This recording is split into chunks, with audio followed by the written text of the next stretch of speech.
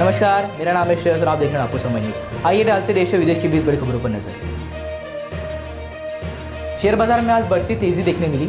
Sensex 1600 अंक से ज्यादा बढ़ चढ़कर 76,800 के स्तर पर कारोबार कर रहा है, तो वहीं निफ्टी में भी करीब 500 अंक की बढ़त देखने मिली, तो ये 23,300 के स्तर पर पहुंचा।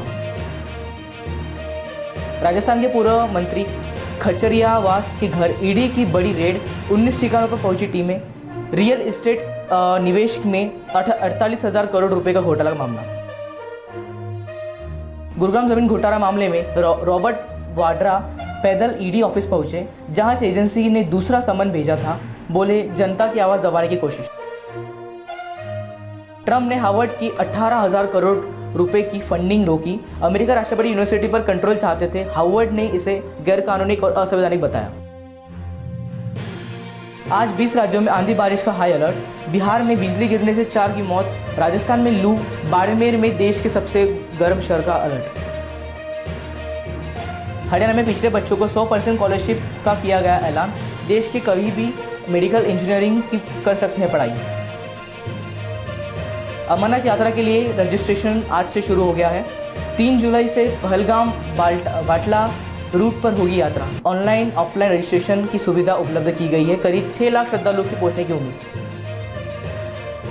वक्फ कानून पर हिंसा, मुर्शिदाबाद के हालात सामान्य। लोग बोले बीएसएफ हटाई तो दिक्कत होगी। दुकानदारों का लगभग 30 लाख रुपए का नुकसान। अमेरिकी विदेश मंत्री मार्को रूबियो ने सभी वीजा धारकों को चेतावनी देते हुए कहा कि अगर उन्होंने अभिव्यक्ति की आज़ादी की और फ्रीडम ऑफ स्पीच के नाम पर हमास और हिजबुल्लाह के जैसे संगठनों का समर्थन किया तो एक्शन लिया जाएगा और साथ ही वीज़ा रद्द किया जाएगा। स्टेट बैंक ऑफ इंडिया ने लोन की ब्याज दरों में 0.25% की कटौती कर दी है। इस कटौती में एसबीआई की तरह से लोन लेना और देना सस्ता होगा। अब एसबीआई ने होम लोन ब्याज पर दर सालाना 8% शुरू हो गया है। वक्फ कानून के बाद अब यूनिफॉर्म सिविल कोड की तैयारी में जुटी सरकार। संसद ने दोनों सदनों वक्फ बिल के पास होने के बाद समर्थन दिखाते हुए सरकार का यूनिफॉर्म सिविल कोड पर कदम आगे बढ़ाया। भारतीय सेना में 1 लाख से ज़्यादा सैनिक की कमी होने के कारण रक्षा मंत्रालय ने हाल ही में संसद में स्थायी समिति को जानकारी दी। इस समय सेना में कुल 12.48 लाख जवान हैं, जबकि 1 लाख से ज़्यादा पद खाली हो चुके हैं। मार्क जुकरबर्ग को बेचना पड़ सकता है इंस्टाग्राम, व्हाट्सएप। कंपटीशन खत्म करने के लिए इरादे से प्लेटफॉर्म्स खरीदने का आरोप। अमेरिका में एंट्रीस्टर्स केस की सुनवाई। देश भर में यूपीआई सर्विस करीब 4 घंटे डाउन रहा। बीते 20 दिनों में यह तीसरी बार हुआ जब ट्रांजैक्शन में रोक आई। पंजाब नेशनल बैंक के मुख्य आरोपी मेहुल चोकसी बेल्जियम से गिरफ्तार कर लिया है। भारत के प्रत्यर्पण अपील के बाद एक्शन। सेहत का हवाला देकर मांग सकता है बेल। चीन के बाद अमेरिका की बलूचिस्तान में होगी एंट्री। पाकिस्तान में लीज पर माइनिंग करेगा यूएस। बलूचिस्तान विद्रोह से निपटाएगा मकसद।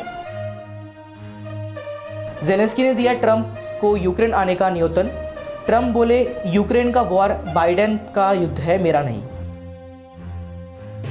देश भर में हीटवेव ने बदला स्कूलों का टाइमिंग। तेलंगाना में गर्मियों की छुट्टियों की घोषणा। मध्य प्रदेश में 12 बजे तक चलेगी क्लासेस। आईएमडी की घोषणा से हाई अलर्ट जारी। मेलबर्न के भारत वाणिज्य दूतावास में एक बार फिर तोड़फोड़ की गई। दूतावास के बाहर मेन गेट पर लाल रंग से बनाकर निशान लिखे गए। हालांकि इसके पहले भी दीवारों पर भड़काऊ नारे लिख चुके हैं। चेन्नई सुपर किंग की लगातार 5वीं हार के बाद आईपीएल में दूसरी जीत दर्ज की है। लखनऊ सुपर जायंट्स को 5 विकेट से हराया। लखनऊ ने 7 विकेट खोकर 166 रन बनाए थे। चेन्नई ने 19.3 ओवर में ये टारगेट चेस कर लिया। ऐसी अन्य अपडेट्स देखते रहिए आपको समझ।